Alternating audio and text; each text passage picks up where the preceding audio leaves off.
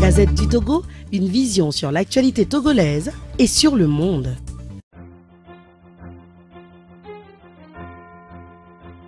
Je vous remercie parce que je sais que vous n'avez pas arrêté de courir depuis ce matin de front en front. Et les premiers responsables de la coalition des 14 partis politiques ont souhaité vous rencontrer pour faire le point de la situation telle que nous l'avons vécue toute la journée et donner les grandes lignes de ce qui va se passer dans les prochains mois. Puisque vous êtes pressés, on va aller très vite. Ils vont vous faire l'exposé de la situation. Et si vous avez des questions, on prendra 5 questions rapidement. Et puis, je sais que vous avez une autre conférence. Bonjour, chers amis, et merci d'avoir répondu à notre appel.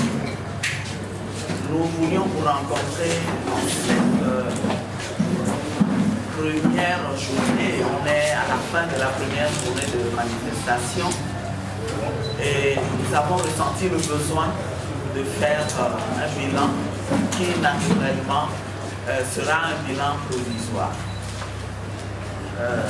Le Togo, notre pays, a vécu encore une fois des moments assez graves en cette journée du 18 octobre. Vous savez tous les conditions dans lesquelles nous avons lancé un appel à manifester les 18 et 19 octobre. Nous avons tenu à manifester dans le cadre de la loi. Donc nous avons accompli les formalités que nous accomplissons actuellement. Et c'est alors que nous avons lancé nos manifestations que le gouvernement a cru devoir, à travers les deux ministres de l'administration territoriale et de la sécurité, prendre des mesures d'interdiction de manifestation en semaine, ce qui est tout à fait illégal et que nous avons contesté. Alors nous avons maintenu notre appel et ce matin nous avons constaté que déjà à 5 heures avec Gamboto, qui est un des points de départ, mais aussi à CCP dans le quartier du Massessé et à Tikoumé aussi, le gouvernement a positionné des forces de l'ordre et de défense, mais aussi des milices. Et les milices, on les a observées beaucoup au point du Massessé, à Tikoumé, à Didogomé, à Monyomé, Sogosito, à Goué. Et nous avons été ahuris de constater que ces milices travaillaient en bonne intelligence avec les forces de l'ordre et de défense. Ça veut dire ce que ça veut dire, et que le régime a montré au monde entier aujourd'hui qu'il a recours à des milices et que c'est lui qui organise en réalité les violences auxquelles nous assistons quand nous appelons à des manifestations. Donc, à la fin de cette journée, le bilan que nous pouvons faire est lourd. Il y a eu 2 morts que nous déplorons et malheureusement, encore une fois, parmi ces morts, il y a un enfant de 11 ans qui s'appelle Zoumake Jojo, qui est en classe de 6e et qui a été abattu alors qu'il était sorti de son école, il allait certainement à la maison. Le 2e mort, nous l'avons enregistré au carrefour à Goué, bleu. Et en dehors de ces morts, il y a 20 blessés graves qui reçoivent des soins et il y a 39 arrestations. Ce bilan nous est fait par les membres de nos commissions droits de l'homme et santé, mais nous avons comparé également avec les informations qui nous sont parvenues de la CNDH. À Sokone,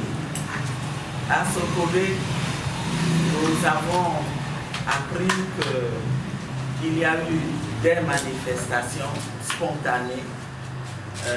Les populations n'entendent pas se laisser faire, même si Sokone a l'air maintenant d'une ville assiégée comme Mango. Tout porte à croire qu'on peut utiliser la même technique qu'à Mango, mais les populations résistent. Il en est de même à Bafilo. Alors, nous déplorons naturellement ce bilan lourd et nous tenons en tout premier lieu à présenter nos condoléances les plus attristées aux familles éplorées et à souhaiter que les blessés puissent se rétablir dans les meilleurs délais. Vous comprendrez que pour nous, naturellement, il n'est pas question de baisser les bras. Les populations nous le demandent. Nous avons reçu beaucoup de messages nous disant à partir de maintenant, plus de repos, on continue, on manifeste tous les jours. Donc, à la fin de cette première journée, nous voulons profiter de l'occasion de ce point de presse pour lancer un appel à nouveau à la manifestation qui était prévue pour la journée du 19 octobre, donc demain. Malgré tout ce qu'il y a eu comme tentative de nous empêcher de manifester, nous maintenons le mot d'ordre et avec les deux points de départ et les mêmes itinéraires. Nous constatons que le gouvernement, alors qu'il prétextait la nécessité de laisser les populations vaquer à leurs occupations pour interdire de manière illégale les manifestations en semaine, nous constatons également qu'ils ont tout fait pour que Lomé ait l'air d'une ville morte. Et nous nous demandons s'ils mesurent la portée de tout ce que ça représente comme perte pour le pays. Nous nous demandons s'ils se rendent compte que notre pays, le Togo, ne peut pas continuer à enregistrer des morts tout simplement parce que nous voulons aller vers des lendemains meilleurs. Nous voulons le bien de ce pays. C'est pour ça que nous nous battons. En tout cas, nous prendrons nos responsabilités. La lutte continue. Merci à vous. Si vous avez des questions, on peut les prendre.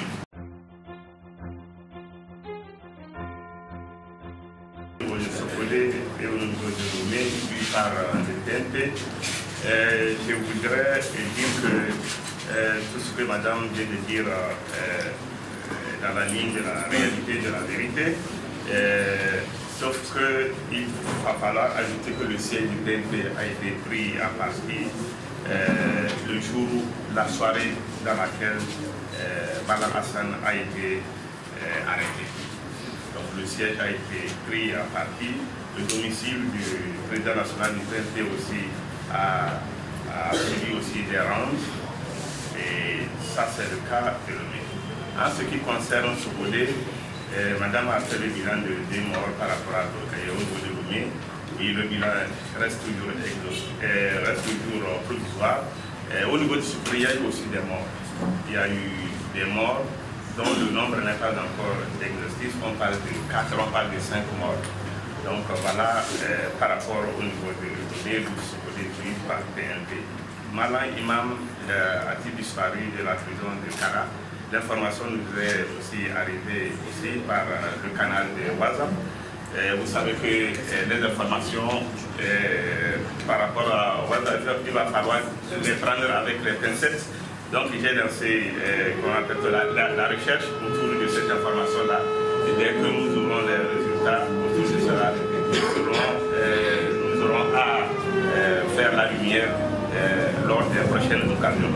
Malang Imam est toujours à la prison de Kara où a-t-il disparu. Point d'interrogation. Le point d'interrogation reste toujours.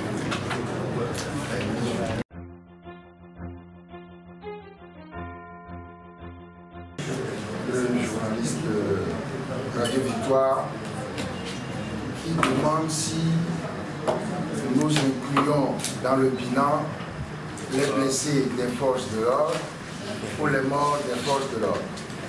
Quand nous faisons un communiqué et que nous présentons un bilan, les morts pour nous c'est tous les morts. Les blessés c'est tous les blessés. Nous présentons les condoléances aux familles éplorées et nous souhaitons prompt rétablissement aux blessés, à tous les blessés. Donc on ne fait pas de sélection parmi les morts ou parmi les blessés. S'il y a des morts du côté dont vous parlez, s'il y a des morts, on le dit. On est tous des Togolais, on oppose par les militaires aux civils. C'est la question que vous avez posée. La deuxième question, c'est la seule. Alors, les diplomates, est-ce que les diplomates ont rencontré l'opposition dans la nuit d'hier, c'est ça? Non. Dans la journée de lundi, oui. Il a été question de nous écouter sur nos revendications, sur les objectifs, etc. Il n'a pour le moment pas été question, si telle est leur intention, ils ne nous l'ont pas dit, de rapprocher les positions, etc. Mais comme ce sont des diplomates, ils peuvent toujours avoir cet objectif après nous avoir écoutés.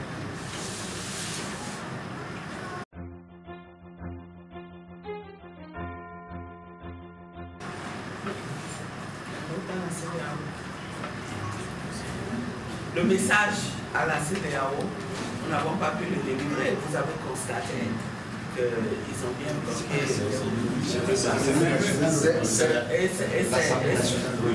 Oui, aujourd'hui c'était l'Assemblée nationale.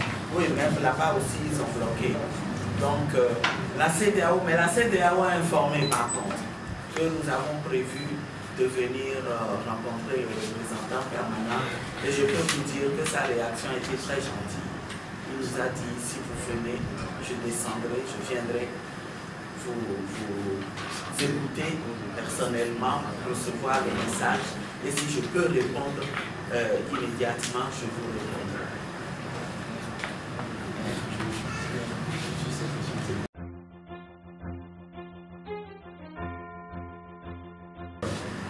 La présentation que le ministre de la Sécurité a eu à faire aujourd'hui, en disant que les corps habillés sont aussi des personnes qui sont nées, des pères et des mères et de mères. Et cette démarche vise ou conduit peut-être à opposer les militaires à la population. Je crois que c'est son objectif. Et nous voudrons dire clairement que nous ne nous inscrivons pas dans cette logique. Et il faut comprendre que cette armée, ce sont des Togolais. Mais pourquoi est-ce que nous disons avec certitude que c'est le régime qui veut opposer l'armée à la population? D'une part, c'est qu'ils font faire à cette armée des tâches en réalité qui sont celles d'une armée d'occupation. Une armée dans un pays qui est le sien n'entre pas dans les domiciles pour détruire, pour voler, pour contraindre les gens à l'exil. Une armée digne de ce nom ne se comporte pas de cette façon. Et nous savons que ces militaires qui le font, plusieurs d'entre eux ne le font pas de leur propre gré.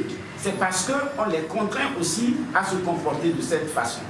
Donc, de ce point de vue, la responsabilité du gouvernement est totale. Ce n'est pas tout. Dès lors qu'une armée laisse passer des milices armées qu'ils soutiennent et qu'ils travaillent de concert, vous savez, le monopole de la violence, en principe, appartient à l'État. C'est parce que cette violence doit être légitime. Mais dès lors qu'elle est exercée de façon illégitime, bien évidemment, il ne mérite plus aucun respect, en quelque sorte. Mais nous ne cherchons pas la confrontation.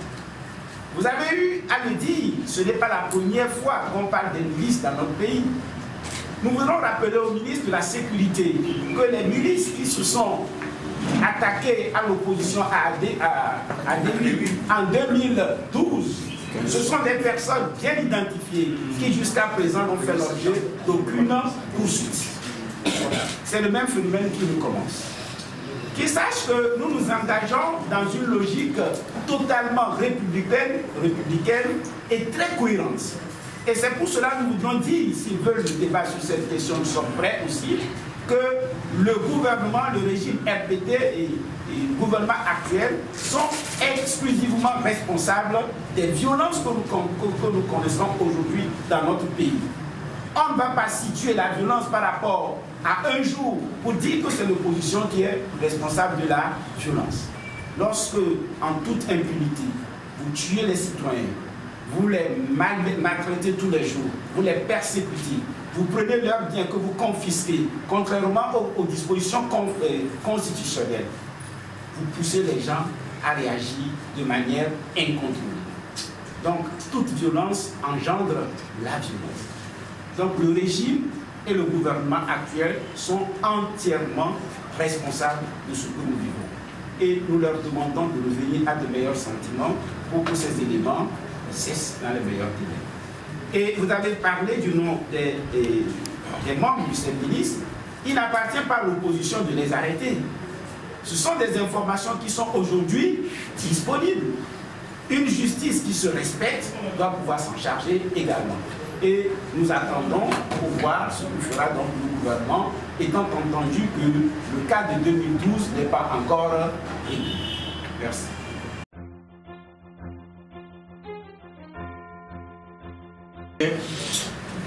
Tel qu'on vit ça sur le terrain, ça appelle à réfléchir. Comment l'État qui a tous les pouvoirs, qui a les forces armées, qui a les forces de défense, peut encore sur ce paysage où nous sommes chercher à utiliser des miliciens et de façon flagrante. Les jeunes qu'on a vus dans des bus, dans des voitures, dans des 4x4, ne se cachaient pas et ils montraient leurs armes. Alors nous avons des noms. Il est vrai qu'il ne revient pas à l'opposition de les arrêter. Mais je crois que nous devons faire le travail qu'il faut pour les identifier davantage. Si nous avons leurs photos, si nous avons, demain nous pouvons monter un dossier. Mais si nous n'avons pas, si seulement les noms, si nous ne les avons pas vus en action, eh bien c'est difficile de monter ce dossier-là. Alors quelqu'un a parlé de guerre civile, oui. Moi j'ai vu aujourd'hui des jeunes comme ça, on les court après, on rentre dans les maisons, on casse le portail, on lance des gaz. Mais est-ce qu'il en faut de plus pour commencer une guerre civile? Alors tout montre bien que l'opposition ne veut pas du tout arriver à cela. Sinon, le contraire devrait être que l'État a les forces armées et c'est l'opposition qui va chercher des miliciens, mais non pas de miliciens. C'est vraiment bizarre. Et la lecture que vous faites en vous demandant si on ne va pas vers une guerre civile, nous ne sommes pas les seuls sur le terrain à voir ça. Des gens en dehors de notre pays ou dehors nous disent de faire attention. Vous avez certainement écouté le message de Jerry Rawlings, qui est inquiet par rapport à ce qui se passe au Togo. Et on a connu des cas comme ça avant, mais aujourd'hui, c'est tellement flagrant que tout le monde doit en prendre conscience et faire les démarches qu'il faut pour que jamais on en arrive à cela. La Gazette du Togo, une vision sur l'actualité togolaise et sur le monde. Rejoignez-nous sur le www.lagazettedutogo.com ou sur nos comptes Facebook, Twitter et YouTube. Pour tout contact, écrivez à contact@lagazettedutogo.com ou appelez le 92 80 88 53. La Gazette du Togo, c'est l'information en continu.